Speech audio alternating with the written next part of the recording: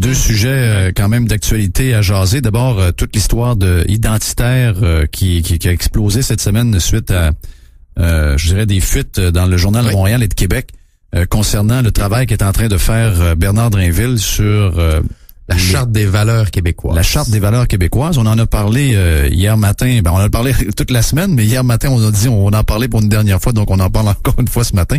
On ne pourrait pas s'en tirer.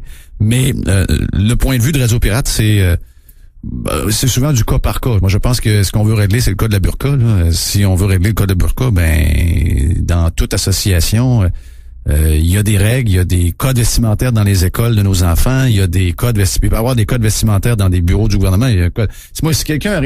Mes employés arrivent ici en bikini, pas en bikini, en monokini, parce que c'est des gars, je vais trouver ça déplacer un peu. Il y a des clients qui viennent, il y a des invités qui viennent.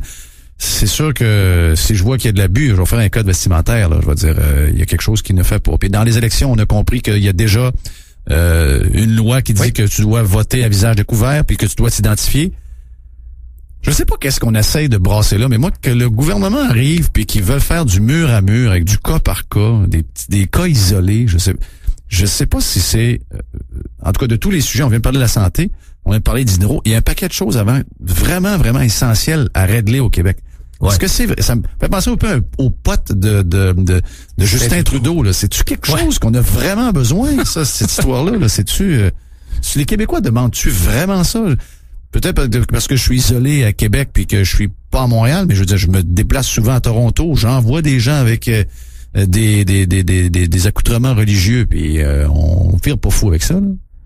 Moi, je pense pas qu'on est sur le point d'être envahi par les islamistes et les musulmans, mais c'est clairement, Jeff, un sujet qui allume les gens, là. Tu sais, oui. Je suis sûr que toi, là, tes auditeurs, t'as beaucoup d'emails là-dessus. Moi, ce que je vois de la part de Mme Marois, c'est, tu sais, quand on parle d'identité, l'identitaire, tout ça, c'est qu'on dirait qu'elle veut que tout le monde soit identique.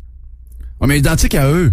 Ben oui, mais il faut que tout le monde soit pareil. Il faut que tout le monde soit... Il y a une espèce de modèle là, québécois, les valeurs québécoises. Je sais pas c'est quoi les valeurs québécoises. Ça existe-tu des valeurs québécoises?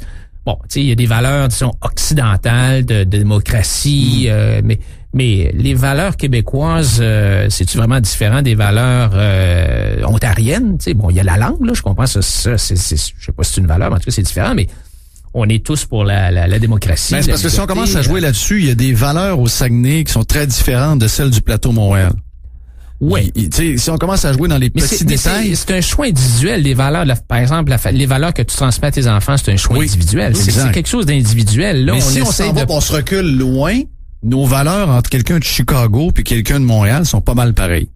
Ben, quand je parle des grands choix de société, vivre en démocratie, les droits et libertés, respecter la liberté de religion, la liberté de conscience, le droit de propriété. Ça se ressemble. Oui. Alors, mais ce que je vois, c'est que Mme Marois, pour elle, c'est plus important d'être identique que d'être libre. Oui. C'est ça qu'elle dit finalement. Moi, je vais vous dire comment vivre. Voici mes valeurs. Puis vous n'avez pas le droit de vous mettre un crucifix ou une petite chaîne avec une croix dans le cou. Et pour moi, c'est une question de droit et liberté individuelle. L'employé qui vient travailler pour toi, Jeff, ça aussi, c'est une question de droit et liberté individuelle. Vous contractez ensemble un contrat. Toi, tu as un droit de gérance et tu dis, bon, je peux pas venir ici en maillot de bain, là. Et ça, c'est bien correct. J'ai pas de problème avec ça. Je pense que c'est normal, c'est la sphère privée. Puis la sphère privée, les gens devraient avoir le droit de contracter comme ils veulent. À l'intérieur de certaines limites, c'est certain qu'il y a des droits et libertés fondamentaux, mais dans mesure où ce que tu demandes est raisonnable comme employeur, si tu as une compagnie d'autobus, ben tu demandes aux gens d'avoir un uniforme. Là, les pilotes, ils ont des uniformes. Alors, donc, un code vestimentaire, c'est correct. Mais je pense que c'est vraiment un choix personnel quelqu'un qui porte une croix, elle n'impose pas sa religion à quelqu'un d'autre. Ça me dérange pas du tout de voir quelqu'un avec une croix. Non, puis ça empêche pas ta liberté, toi, la tienne, Jeff, de pratiquer ou de pas pratiquer. Le fait que moi j'ai une croix dans le cou, ça change rien pour toi, là. Je te force pas. C'est pas parce que je porte une croix que je te force à être catholique ou si j'ai une kippa, je te force pas. Ça me dérange pas. Juif.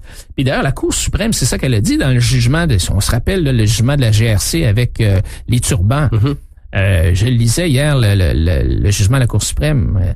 La Cour a dit, ben écoute, là, si un policier porte un turban, ça ne te force pas, toi, Jeff, à devenir un Sikh. Et lui ne te force pas à adopter sa religion. Alors, il faut vraiment regarder ça du point de vue des droits et libertés. Je suis d'accord que la burqa, encore une fois, on revient au code vestimentaire. L'État devrait probablement dire que, par exemple, dans une cour de justice, le procureur ou la procureure de la couronne ne devrait pas porter une burqa. Hein? Je pense que ça, oui. Là, puis arriver en maillot de bain ici, c'est à peu près la même chose. Pareil. Il y a des affaires qui sont assez évidentes. Mais si c'est ça, si le seul problème, c'est la burqa, ben qu'on passe un code vestimentaire. Mais, par contre, moi, j'ai pas d'objection à ce que quelqu'un marche dans la rue avec une burqa. Ben, je sais pas, le parti, mon moi parti non plus. politique a pas posé, a pas encore décidé. J'ai de la peine là. pour elle, je vais Ouais, le dire. Là, ouais. Dans mes valeurs à moi, j'ai de la peine pour elle. Je trouve qu'elle est soumise. Mais c'est pas de mes affaires. Ouais. Mais si le juge porte une burqa ou le policier là, porte une burqa, là, tu sais, il y a un problème. Alors, il faut regarder ça du point de vue des droits et libertés individuelles. On vient d'en jaser de 3 minutes, là. Ouais. On s'entend que on peut pas déraper de même pendant des mois. On peut pas tout régler, hein. On vient de régler assez rapidement, là. C'est ça. C'est ça qui est tannant. C'est des choses qui devraient être réglées peut-être d'un après-midi, dans une commission au Salon Rouge. On s'assoit avec des gens de tout, puis on écrit ça, puis on fait pas ça. Mais là, on veut faire... On fait un drame national avec ça, puis je pense que Mme Marois cherche une façon de récupérer certaines personnes d'une part, puis évidemment essayer de diverger l'attention sur le problème, comme on dit aux États-Unis, it's the economy, stupid. Oui. Le problème au Québec, c'est l'économie, là. Et oui. C'est pas c'est pas la burqa là sur Grande Allée, là. S'il y a pas ça, c'est exactement ce que je disais, c'est que alors, je parlais d'hydro, on parlait de santé.